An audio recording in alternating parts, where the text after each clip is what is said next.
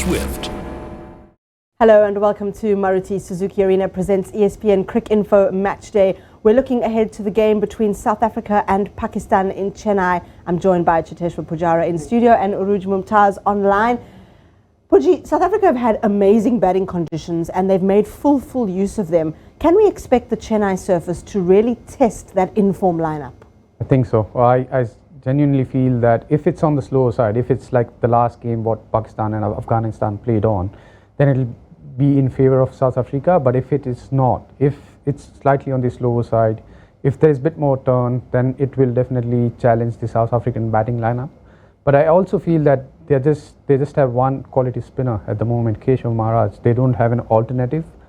It'll be interesting to see if they bring in another spinner in the playing 11, because at Chennai, I think you need two spinners, two genuine spinners. I know Aiden Markram can bowl few overs, but I don't think he can bowl 10 overs. So that's where I feel that to have the right balance, will they drop out another seamer and then bring in another spinner?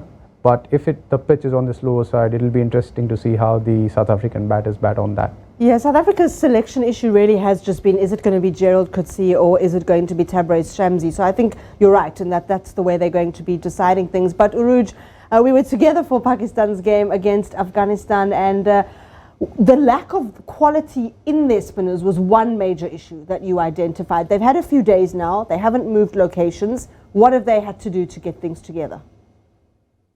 Well, I think for starters, just probably shelving everything that has happened in terms of the emotional roller coaster that they must have been on. It must have not been easy once they probably went back to their hotel just to digest what has hit them essentially. But again, taking nothing away from Afghanistan, Pakistan had a lot to do with what the table looks like for them in terms of their own execution, in terms of their own consistency in applying pressure with the ball, or execution intent with the bat. So I think Pakistan can only reflect on what they can do better as opposed to looking at the opposition, because that first checkbox hasn't been ticked by Pakistan, where they've done everything right and it's the opposition that's blown them away. Pakistan has a lot to do in terms of these results that they haven't done fairly well enough. So I think just that primarily, you saw a very dejected Babar Azam, and he obviously rightly so put his hand up and said, when we batted well, we haven't bowled well or fielded well. And that combination of three hasn't really clicked. And that is exactly why they've lost 3 in a row. There's so work to do for them, but then also some potential selection issues. So we know that Mohammad Nawaz missed that Afghanistan game. He came down with an illness. If he is well, Uruj, would you put him straight back in, and then where does Shadab Khan find a place, or how do you make that work?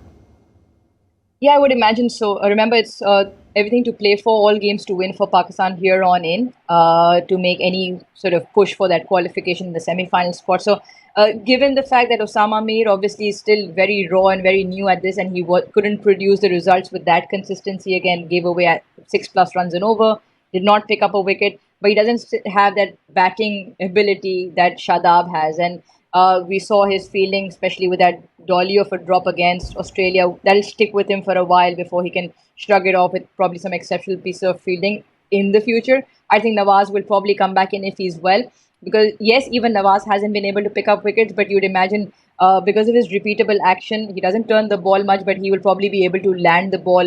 At least that will be the hope from him, and again provide batting with Shadab towards the back end. So I think that'll be the swap. Given that they will need spinners at Chennai, like Puji saying, even if the wicket does play similar to the Afghanistan, we still saw, even in that service, which was probably the better of the 4 games that have been played there, it still had something for the spinners. It's just a matter of execution and utilizing what's on the surface. Yeah, and then you speak about what the spinners need to do, but Puji, we were talking about also what the Pakistan seamers have to do, and Haris Rauf, how can they use him a little bit differently? I think, look, he has been struggling with the new ball. He hasn't been bowling well in the power play. I think that's where you need to just try and make sure that he doesn't bowl too many overs in the power play. Maybe try and save him after the power play. Make sure that he bowls his overs maybe after 15th over. You have to bring in someone else. It's not a bad idea to start with the spin with the new ball at Chennai. Maybe if Nawaz is playing, then maybe he can bowl the new ball. I think Babar Azam will have to experiment a bit with his bowling changes, because Haris Rauf, I think he has to bowl in the middle phase of the game. That's where he will be more effective. Would you agree with that? I mean, you were quite detailed in your analysis of the Pakistan seamers, what they need to do better, and is that something that you would say also needs to happen? It's a spanner in their works because Naseem Shah missed out. It was almost like the power play would ideally be bowled out by Shaheen and Naseem. And that's obviously been a hurdle because every now and then you've seen one big over from either Shaheen or Hassan or both collectively, and that causes for a change on both sides. They could go with starting with spin with Nawaz, but I really don't think they will. They'll probably still rely on Shaheen and Hassan Ali. I think Babar was slightly early to jump on the bowling changes in both games. I thought Shaheen and Hassan were doing a decent job, especially even if you look at the game against Australia. Shaheen bowled a maiden, which was only his fourth. He could have continued on with him. So I think Babar will again will have to be smart with captaincy, with bowling changes. But I agree with Puji. I think Haris is meant to come in with slightly more protection, and he needs to apply himself better. He's been very wavered, and he's been consistently pace on, which probably, at least in Chennai, isn't going to be the case. He will have to be smart with his variations.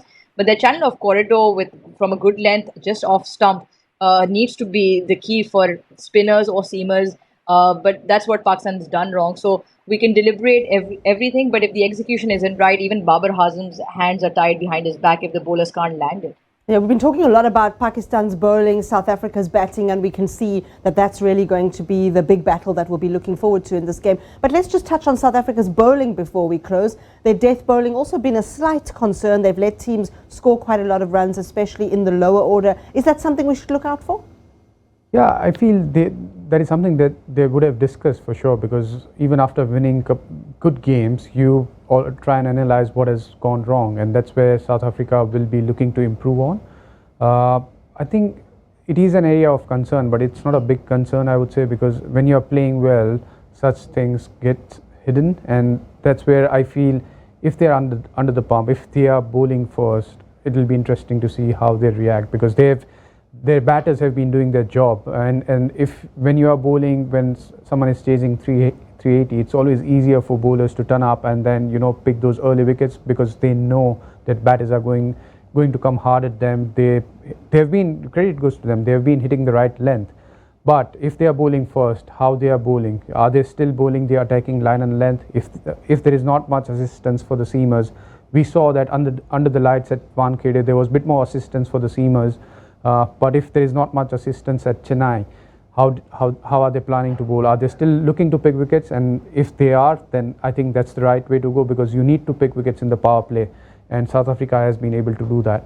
Yeah, they have been quite successful in the power play. Uruj, South Africa's seam is a big topic of conversation, but I suppose let's also have a word for their spinners. Keshav Maharaj, we know, is the first choice, and we're expecting Tabraiz Shamsi to come into the 11. Would you say that's the correct balance to take on Pakistan, who I think have struggled playing spin? I think South Africa lies in a position of liberty where they can almost make changes looking at the opposition, because of obviously doing so well in all three facets of the game themselves. Yes, they haven't chased in a very long time. The only game they've chased in this World Cup, they lost to the Netherlands. But they can probably afford to, because Pakistan hasn't been playing the spin well. We found out against Afghanistan. Sorry, the losses hit us so hard, just completely forgot their name. But happens to me all the time. Afghanistan spinners were found out.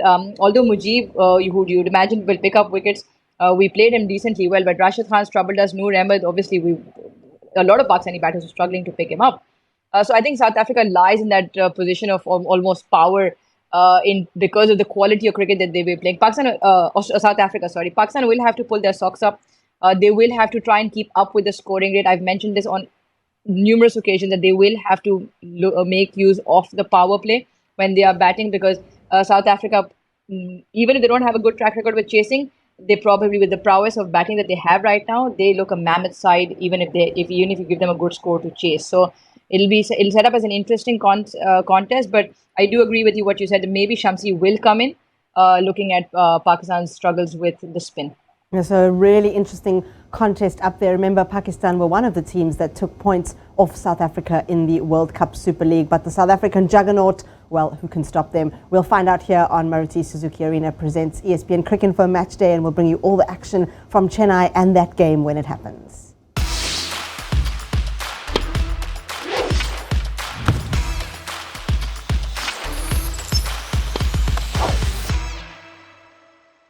Stunning looks, then swift,